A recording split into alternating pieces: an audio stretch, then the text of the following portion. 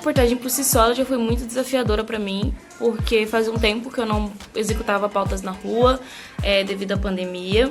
Em 2 horas de convivência, eu entendi o que a Arthur estava dizendo, quando ele estava me pedindo um cheiro, quando ele estava me pedindo um abraço, eu entendia quais eram os sinais que ele estava fazendo. E nesse tempo de convivência, eu consegui perceber também o quanto o Arthur era capaz de entender o mundo.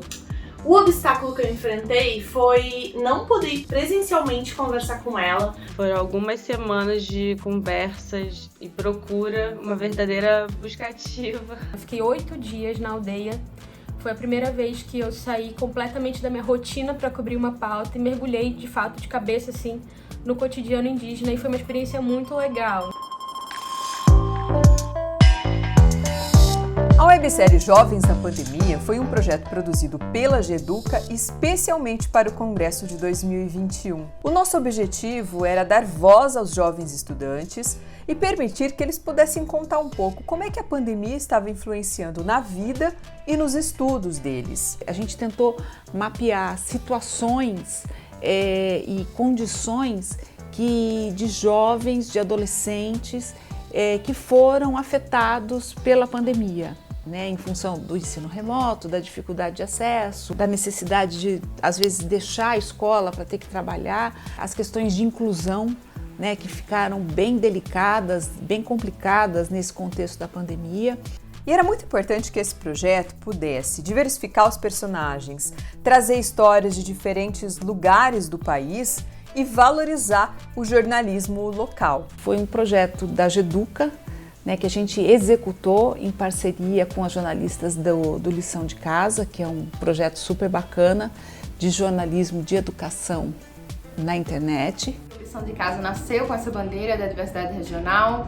Eu acho que a pauta da educação ela é muito heterogênea, precisa vir acompanhada, sim, da pluralidade que a gente tem de territórios. Então, estou muito feliz com essa parceria, foi massa fazer. E a gente acabou formando uma equipe com muita sintonia, apesar de muitas de nós não nos conhecermos pessoalmente. A Marta Vancini ficou responsável pela coordenação de pauta, eu fiquei responsável pela edição e roteirização desse material, e as 5 jornalistas, uma de cada região do país, foram responsáveis por encontrar os personagens, captar as imagens com a própria câmera e contar numa videoreportagem essas histórias. Estou aqui na escola, agora de manhã a gente gravou a cena de cobertura, da aula, dos professores. Procura pela personagem em pleno retorno às aulas presenciais, onde algumas escolas estavam sem estudantes por conta de surtos de Covid-19, ou não aceitavam visitas pelo mesmo motivo. Foi um grande percalço que eu tive para encontrar o personagem, E o mais interessante nesse processo, para mim, foi essa questão da virada de pauta. Não era o plano inicial, o personagem como eu encontrei, mas aprender a adaptar o que é a pauta com o que a gente tem na realidade, o que a gente encontra na realidade.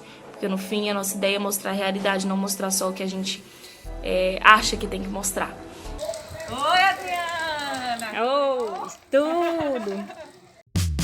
Como é que tá Arthur hoje? Tá bem, graças a Deus. No primeiro momento, eu fiquei com muito receio. O Arthur é um jovem que tem 15 anos, que é autista e que não verbaliza, mas ele se comunica.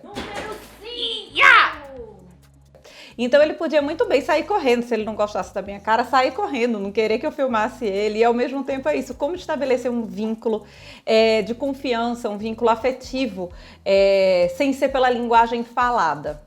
Dá um cheiro na cabeça dele, dá um cheiro. Pronto, a tia já deu, agora vai lá. No fim das contas, deu tudo certo. E Arthur ficou super à vontade com a câmera, no fim das contas. À vontade até demais. Desejo demais! Você é demais! Logo eu conheci a história da Cauane, eu me interessei, e principalmente depois que eu conversei com ela a primeira vez, porque eu vi que ela se expressava muito bem. Na época, ela ainda não se sentia confortável de receber visitas de fora, Ela mora com os pais idosos, e também ela ainda não tinha sido vacinada. E esse era, inclusive, um dos ganchos da pauta, Ela não queria voltar às aulas presenciais porque ela não se sentia segura. Os meus colegas não voltaram e todos eles é pela mesma resposta, que a gente não está vacinado. Mas mesmo assim, a gente conseguiu fazer uma conversa muito legal, foi via vídeo, deu alguns probleminhas técnicos, mas conseguimos resolver bem fácil, a entrevista fluiu muito bem. Também pedi para ela fazer algumas imagens de apoio para a matéria e ela foi super prestativa, conseguiu fazer. E uma das grandes dificuldades é chegar à casa do aluno. Até encontrar a escola ideal não foi fácil. Além disso, a escola que eu visitei para fazer a pauta fica em uma área de região com certo risco, né? Porque tem algumas comunidades no entorno, então tive que ter alguns cuidados com segurança. Eu acho que foi muito interessante para mim entender melhor como funciona a busca ativa, que é um trabalho que se tornou muito importante durante a pandemia, mas ele acontece independente da pandemia. E é mais um esforço que a escola tem que fazer para poder garantir a educação desses estudantes.